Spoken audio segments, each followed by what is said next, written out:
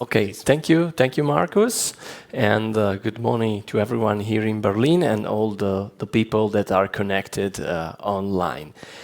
Today I'm going to present you an example of IBCS report applied to the production context. So we will see, let's say, a real-life example of a company that I'm following as consultant. And I think that the key message of my presentation is that, of course, we can apply IBCS also to other fields, not only in finance, but we have to take into account some critical points. And so before jumping in the report, I would like to highlight these critical points. So the first one is that the culture in production is a bit different, maybe. So we have a lot of people focus on measurements, on KPIs, and so they already work with reports and numbers a lot, and that's why also we have a high frequency of reporting. So the frequency is a lot higher than in finance, for example. We even have daily reports and even I would say real-time data. So Rolf was showing us before these gauges and so on. But in the case of production, it happened that, let's say, in modern plants, we have screens with real-time data. So we have automatic data collection, and we can see a lot of information in real time. Of course, this leads also to a daily discussion on data.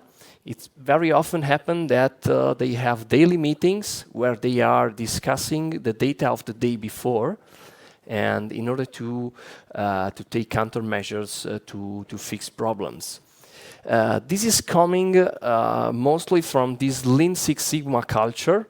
So many manufacturing company has implemented that quite a lot. There are, let's say, several tools coming from this approach, and there is a strong focus on improvement. So an improvement based, of course, on data and on reporting.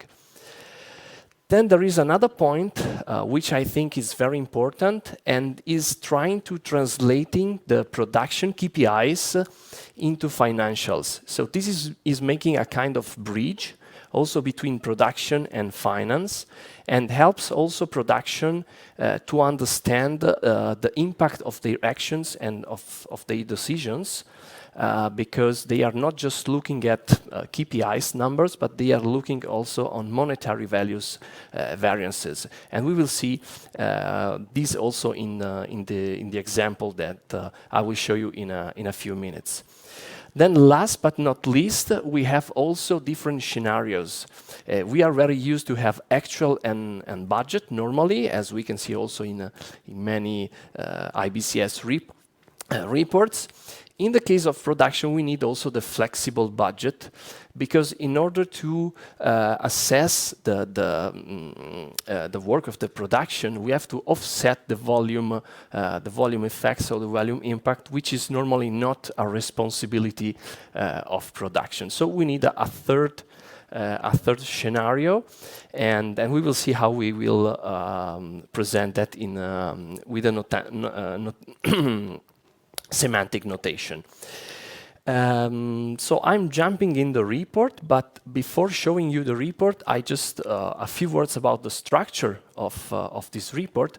This report is based on the logic of for Windows form of Controller Academy. I don't know if you know that.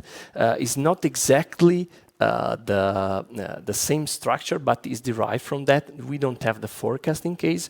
The idea is to divide the report in 4 sections, and I'm going to show you how the report has been built. First of all, on the top, we have the message and the title as usual in an IBCS report. The difference here is not that we have a message and then we decided the proper visualization. Here is a bit in the other way around. So the message is the summary of what is shown on the data. So the structure of the report is the same for every month. and then we summarize the highlights in the message on the top. So the first section is about the actuals. So in this case, we have November as month. So we have November month and November year to date. And I want to spend a few words about the structure. So as you can see here, we have the KPIs. So in this case, we have the OEE, it's overall equipment effectiveness. I will spend some more words about the calculation of the KPIs later, of this KPI later. What is important to know is that here we show the calculation logic in the same way as we are doing that for the P&L. As we saw a couple of minutes before, in P&L here we have plus and minus. In this case, we have another calculation. So yield, time, performance, time, uptime, and then we have the OEE. And then the same story for the hourly output. So the idea here is also to show the structure is very important, especially if this report has to be seen from people that are not from the production and they don't know exactly maybe how this KPI is calculated. Another important point is related to the units. In production, normally we have different units of measure, and so we need to explicitly show them, because otherwise it's difficult to read the KPIs without knowing the unit of measure. And so I think this is a good way to show the units here. Then another point, as I was telling you before, here we have three scenarios. We have the actual, and then we have the expected, which is this flexible budget, and then we have the plan. In this case, we decided for this semantic notation of the expected, so the flexible budget. This is something that we discussed also with Jürgen, how we can visualize that. And let's say the idea was to have something in between of actual and plan. So we have a plan which is almost, let's say, fulfilled, but not as an actual. Then another point of this report are the variances here. As you can see, there are versus expected mainly, and some of them are versus plan, and this is related to the variances that has a volume impact, so the capacity utilization in this case, and also the volume. And here we have this little star which is telling us this is variance versus plan and not versus expected. Another important point, here we have the variances in graphics, and of course it's not possible to visualize the other KPIs because we have a lot of different unit of measures, so we cannot do graphics. In this case, as you can see here, we have percentage points variances, and here we have percentages. So we have this difference. Normally in OEE we see the points and not, let's say, the percentages, because this KPI is already a percentage. Okay, then we have the second section. The second section is about variances. So I was telling you that it's important to translate the KPIs into financials, and this is exactly what we are doing here. So here we have the production cost planned. Then we have all the list of the variances, and then we have the production cost actual. In order to visualize that, we used waterfall charts that are normally used in IBCS in order to show variances. Here is important also to note that we have this blue background because we have two different scales. Of course, when we have monthly data and year-to-date data, we cannot have the same scale. In this case, we decided to highlight that with this blue color that is telling us, hey, pay attention, we have different scales. Then the third section is about comments, so nothing new also for IBCS. What is important to know is also that we have the notes, and these notes are really, and the comments are related also to finance figures here and also to KPIs here, so that we can read better the connection and read the explanation why do we have these variances, so what happened. So here also the point is also to tell the story of what happened in the production. Then the fourth section is about countermeasures. So here we have a list of tasks that has been decided after the monthly discussion of this report, so that we take notes about the things that we have to do in order to fix some problems that has been highlighted by the report. And this is very important in production, as I told you before. I would like to spend some more words about OEE before presenting you the second report that we did, so that you can understand a bit how is the calculation logic of OEE, overall equipment effectiveness. And so then you can understand better also the next report. OEE is widely used in production and can be applied to almost any production where we are collecting time, and is calculated in this way. This is a very simplified way to show you. I mean, it's not important now to understand everything in details. It's just that you have a rough idea about the calculation. So we have the available time, which is our calendar, so the time that is available according to our calendar. Then what happened? We have an unscheduled time, and this is depending on holidays, on weekends, and so on. And we have our production time, which is our basis for the OEE calculation, is the 100%. Then what happened in reality?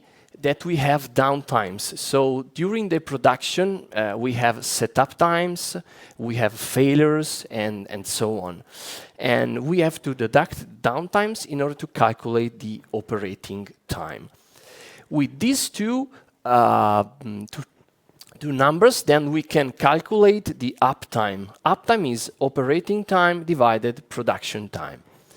Then what is also happening in the reality that we have speed losses. Speed losses are losses related to the speed of the line. So the line should run at standard speed, and maybe for some reason, for minor stops and so on, we cannot reach this speed.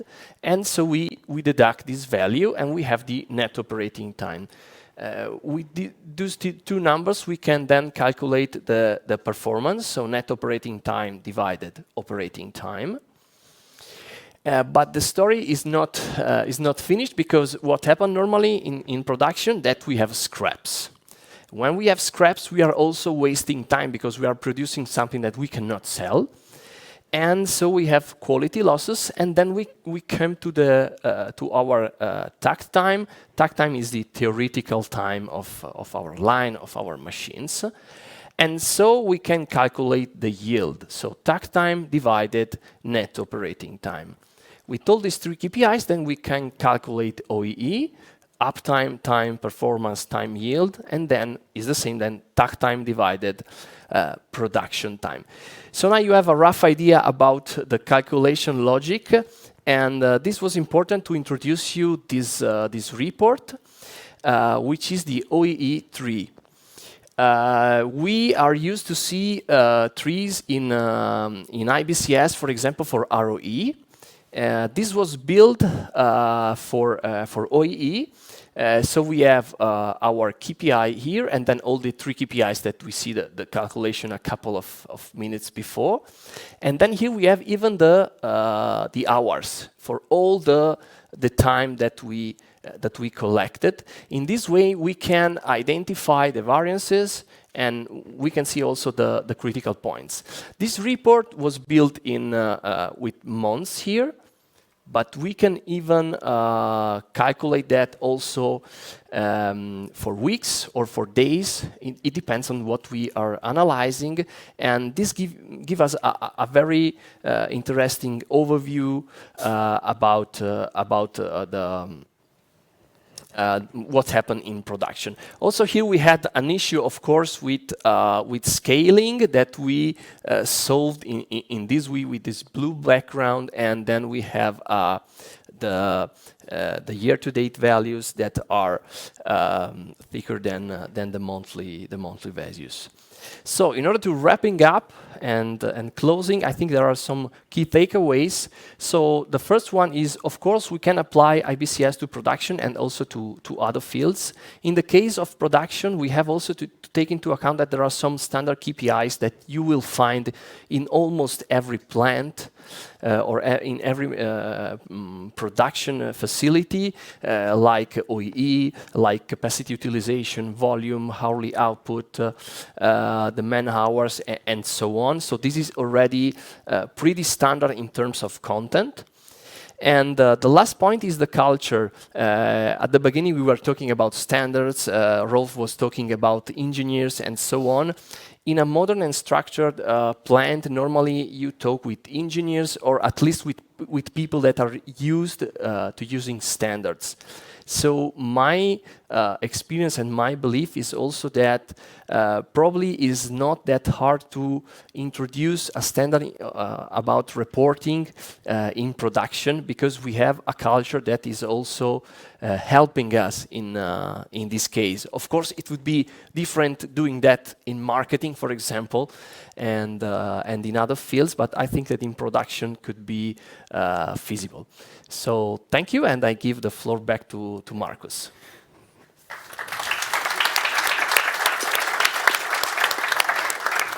Thank you, Simone. Please join us here in the discussion corner. I think we have a couple of minutes left, which is great. Thank you very much. It was very interesting listening to you. And now I would ask Chris, from your experience with your customers, what would you say are the specifics of the production reporting? Yeah, thanks, Markus, and great presentation, Simone. As you mentioned earlier, we work a lot with mining customers, with farming, with dairy production, so heavy production industries, oil and gas as well. And there's a few points that you mentioned that really resonate with their requirements and their needs as well. High frequency of reporting, we see that a lot. Weekly reporting, daily conversations of data. For example, in the dairy industry, we are forecasting 12 weeks for milk production. We are reporting variances on a weekly basis, and KPIs as well. We are analyzing milk solids, milk fats, and it impacts our ultimately the price of the milk, right? Same with farming, very much so during the harvesting season. Daily conversation about data. We're forecasting 12 weeks, and it goes down to sun, weather, rain. That all can impact how much harvest I have in a day, how much harvest I have in a week, and ultimately impacting our entire supply chain, right? I need to package more, I need to sell more, I need to put promotional discounts on because berries, they last a couple of weeks, right? So if I don't sell them. So you see how that is really important, and if you have a standard like IBCS, it will support that quick decision making, getting those insights, and obviously having an IT system as well that supports that. If we have higher frequencies, ultimately, you will need to bring that time to report down. So I think that's huge. Real time is a real conversation. In finance, we often talk a lot about real time, but I don't think the value is there. It's monthly reporting, it's quarterly, it's annual. But with weekly, daily conversations about data, real time is a real thing, and we see huge benefit in the production industry. KPIs, I really like the value driver tree. In mining, that's huge. We look at KPIs, ultimately translating financial data, mining physicals, and they are benchmarks that are compared in the industry, right? And they understanding what those key influences are of those benchmarks allows them to make real decisions. And again, I see a huge potential for IBCS to actually work together with, as you demonstrated it there, hopefully in IT solutions as well in the future, to overlay over value driver trees like that. So yeah, frequency, KPIs, all the things you mentioned, real-time data, we see that as big talking points with our customers. Cool, yeah. I mean, as a consultant, I have to say, It seems like fun to me, or the imagination to try and put some of the KPIs that you mentioned, like weather and other stuff, into such a schema, in such a report schema. So maybe some of you have and have that idea as well, and let's try it out. I would say I think it's doable, and Simone showed that in a very impressive way. I think how it could look, and that we don't need something completely different. I would say it's just we need to apply our standard. Yeah, exactly. Yeah. So this is somehow the message that I take away from your presentation. Yes, right. So as I already told you, we can apply the standard, and it's just maybe the structure that has to be a bit different, and there is a mix of KPIs and financials that are together.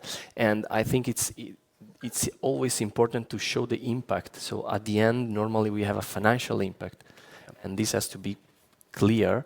This does not depend, of course, on the standards, but on all the concepts and the tools that you have in place in the company. Yeah, very good. Thank you. Are there questions from the audience in the room? Anybody? Or Johannes, did we receive anything from outside? Not so far. Okay.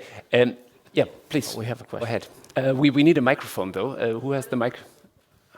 No, it's for the online participants. We need the microphone. That's important. Thank you. Could you please explain me why you set it up this, what was it, not forecast, but the other expectation? Flexible budget. Well, what's the difference between the forecast and flexible budget? It's like recalculating the budget with the actual data. You need that because otherwise you have the volume effect inside your target. And since production is not responsible for the volume change, so the orders that they are taking, we are just measuring the efficiency of production. So production receives an orders, and then the volume doesn't depend on production. In this way, we offset the volume impact, and then we keep the focus on the efficiency of production. Otherwise, we will have a different mix, a different volume, and all in the variances that you are showing. You cannot say, okay, I have a variance in OEE, and then this is depending on production. No, because we have the volume, we have the mix. In this case, you don't have all these effects, and then you can really focus on the production responsibility, let's say. Of course, you have the plan as reference, because you see also the plan, but the variances versus the plan in this case are not so important. Of course, you show the financial impact of the volume, because this is leading more costs in the production, of course, but it's not responsibility of the production. Thank you very much. We have one more question from the audience. Yes, thank you for your inspiration. Now I am implementing a similar report regarding availability and usage of machines, direct labor workers, and so on. And of course, such a report is a great report and inspiration for me. But maybe we should think as a IBCS association also to show how to prepare a raw data to do such a report, because this is really hard work to do, to prepare a database and convince operational people to gather this data, especially for example, for actual times, standard times you have in system, but actual time gather this. Yeah. This is some of a challenge. Okay. Data collection is always a challenge in these cases, because you need a lot of data, and in these cases we have also an MES system which was collecting not all the data but most of them automatically from the lines, and so this is of course an advantage. There are companies that are calculating OEE almost in real time, collecting data, but you have to integrate some data maybe manually, but you get the KPI very fast. But as you say, data collection is for sure a challenge, especially if you have manual data collection, so people that have to write something. In addition, what we want to do is also to show the value, the monetary value of unused capacity. You show the capacity in percentage, Yes. but the value. Yes, is really good to see.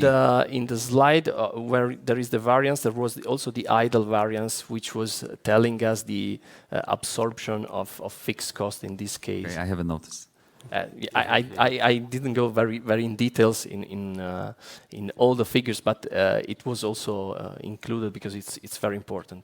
Okay, Thank you. thank you very much. Thank you. And I like the discussion actually. That shows that there is a lot of potential, and maybe we should have further work groups. Yes, of course, keeping up with these topics. Johannes is approaching slowly but surely from the side. That tells me that our time is up. We will have a coffee break right Yeah, now, okay. so maybe We you will, can we keep on discussing. First of all, thank you very much, Markus, for moderating this session. Simone, Thank you. Christopher, Thank you. thank you for being with us. Markus,